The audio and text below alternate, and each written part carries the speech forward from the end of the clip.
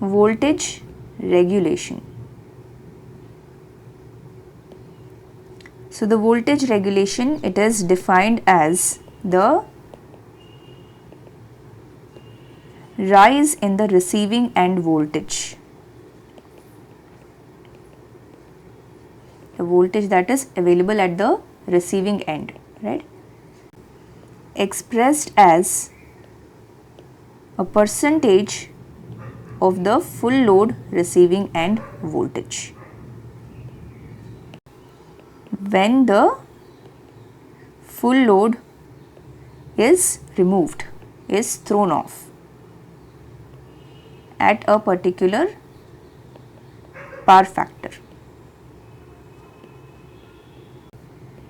So percentage voltage regulation, this is equal to the receiving end no load voltage minus the receiving end full load voltage divided by the receiving end full load voltage into 100. Okay. So that means, let us say there is some full load voltage that is available. Now when you remove that load, okay, what will be the rise in the voltage? The new voltage will be the no load voltage. And what will be the difference? That will be the rise as expressed as a percentage. So we are taking it as a percentage of the full load voltage. So that is the percentage voltage regulation. So this is taken as a particular power factor. So the desired expectation is that there is not much change, right? There is not much change in the receiving end voltage. So percentage regulation should be as low as possible for a good system. So low voltage regulation is desirable. Now the voltage regulation we can also express in terms of the sending end voltage. So this is one form of expression. In another form, what is the sending end voltage? Vs is equal to AVR plus BIR. Now no load means what? There is no receiving end current. Okay. At no load, IR is equal to 0 and VR we take as VRNL. So now what will this equation become? Vs is equal to AVRNL. So you can write the no load receiving end voltage as Vs by A.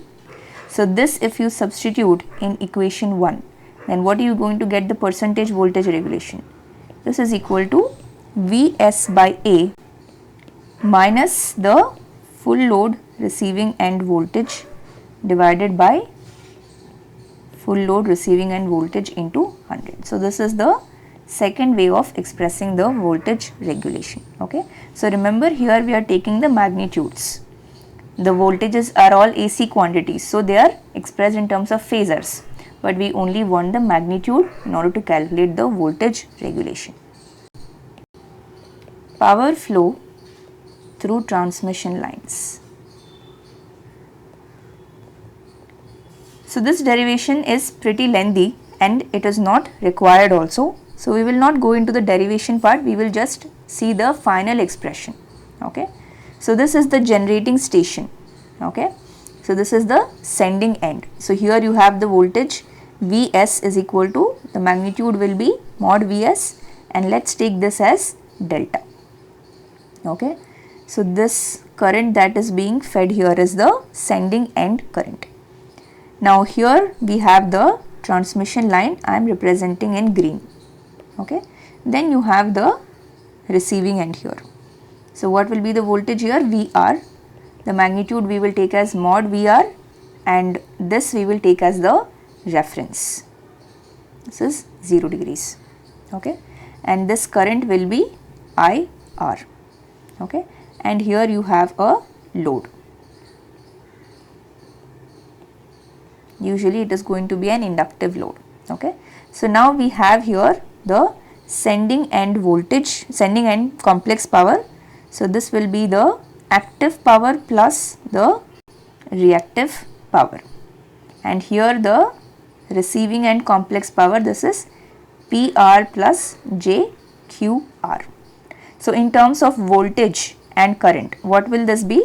So these are all phasors here, right? All these are phasors.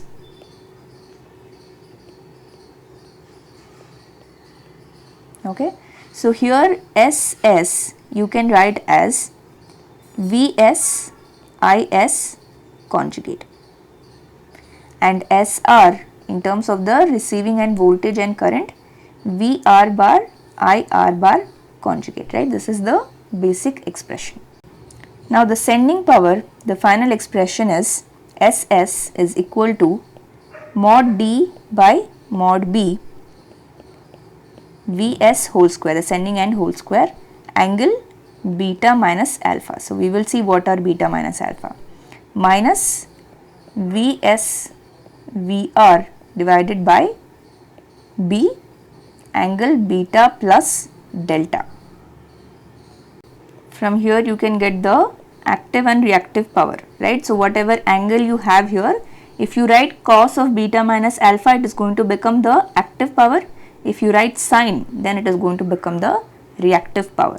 Okay, so PS is equal to D by B Vs whole square cos beta minus alpha minus Vs VR divided by B cos beta plus delta, and the reactive power is going to be D by B Vs whole square sine of beta minus alpha minus Vs VR by B sine of beta plus delta. Okay, so you need to know here what is alpha and beta, right?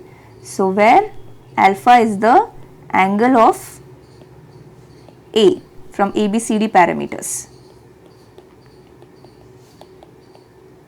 right? So here we are assuming that A is equal to D, because the circuit usually it is symmetric. Okay, most standard representation of transmission lines are symmetric. And next is beta. This is the angle of B. B is also one of the ABCD parameters. Okay.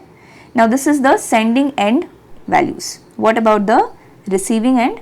SR. This is equal to mod VR Vs divided by B angle beta minus delta minus A VR whole square divided by mod B angle beta minus alpha. From here you can write the active power and the reactive power expressions as well. For active power you just have to write cos beta minus delta, just like in the sending end side case. Okay. So for QR you have to take sine beta minus delta, sine beta minus alpha. That's all. Okay. Now the maximum power that can be transmitted. So when the power is transmitted, the only variable quantity is the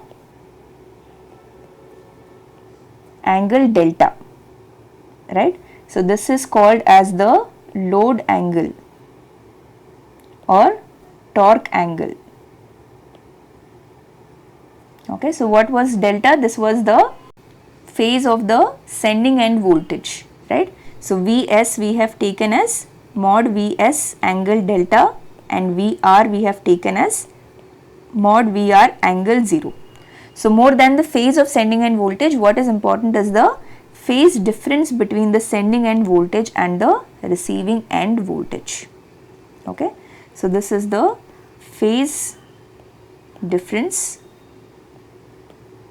between sending and receiving end voltages. So when we talk about maximum power, we are talking about at which value of delta we are going to get the maximum power, at which delta maximum power can be transferred. What we mean here is the receiving end power, because that is what we are concerned with. Finally, how much power we are receiving, right? So we will write down the expression for PR here. PR is equal to Vs Vr divided by B cos of beta minus delta minus A by B Vr square cos beta minus alpha. Now where is delta here? Only here we have, right? So this value should be such that PR is maximum. So if PR should be maximum, this value should be maximum, right? For PR to be maximum, cos beta minus delta should be maximum. And what is the maximum value of cos? It is nothing but 1. And 1 will occur when this angle is 0, right? So this implies that beta minus delta is equal to 0, or you can say the delta, if it is equal to beta, then you get the maximum power. So this is the condition for maximum active power. Remember, we are talking about the active power here. Okay. So what, in this case, if delta is equal to beta, then what will this expression become? It is going to become PR is equal to mod Vs mod Vr divided by B minus A by B Vr square cos beta minus alpha. One more interesting thing here is at the maximum power condition. So we can write this as PR max. Okay. So at this condition, the reactive power is going to be a negative value. Okay. At max value of receiving end power, QR is equal to minus A by B Vr square sine of beta minus alpha. Why? Because for the reactive power, this term is going to become sine, right? And when cos is maximum, sine will become 0. So this term will be vanishing. Only this term is present. And here you have a negative value. So when it's a negative value, when the reactive power is negative, what it means? It means that it is not sending and it is not giving any power. It is taking some reactive power. So when something is taking reactive power, it means that it is a leading load, right? So what this means is the maximum power transfer can occur at a leading load condition. Okay, maximum active power occurs at leading load. Okay.